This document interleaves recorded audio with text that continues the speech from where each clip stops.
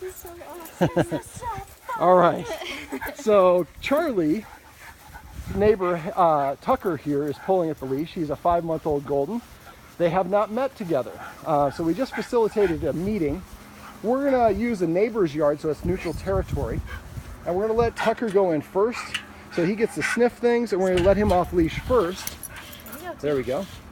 And give him a chance to come in, and we're all gonna come in. We're just gonna keep Charlie on a leash. Just for a minute.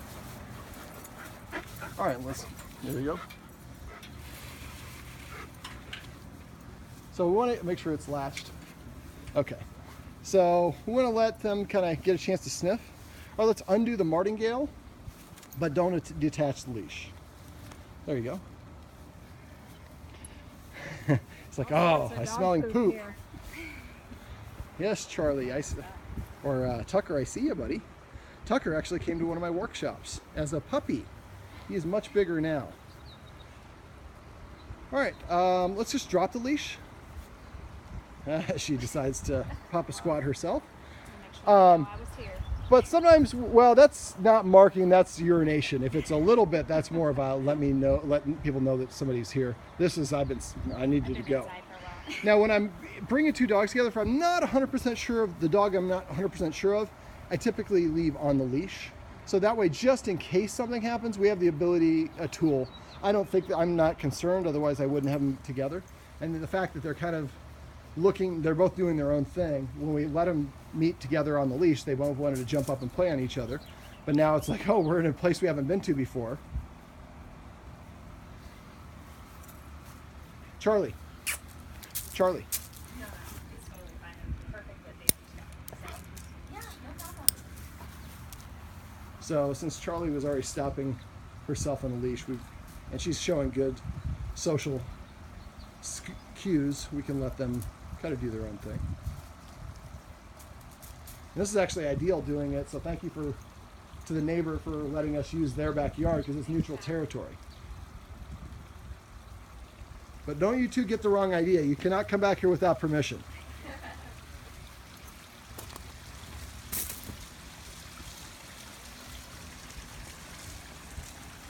What do you say, Tucker?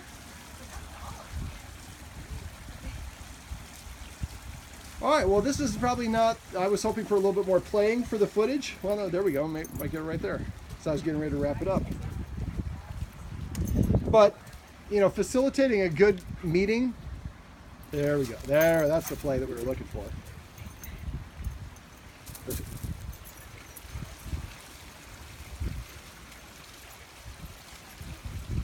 Tucker's showing off. Charlie's like, I've never peed on this side of the fence. There we go. That's what we're looking for.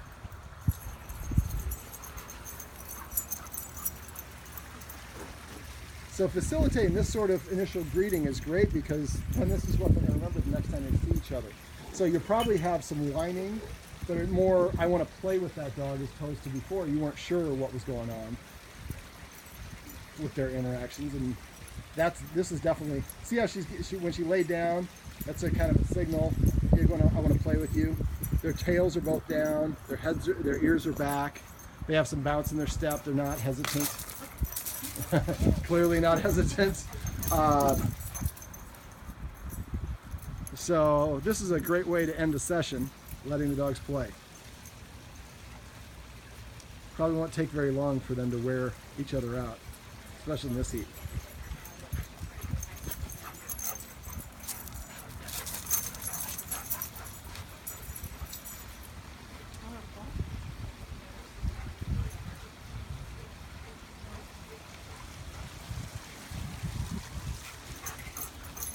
No, that was come and play with me.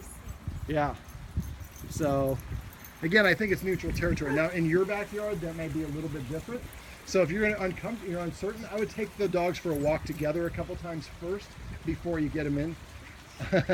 She's like, screw the birds, this is for Charlie. All right.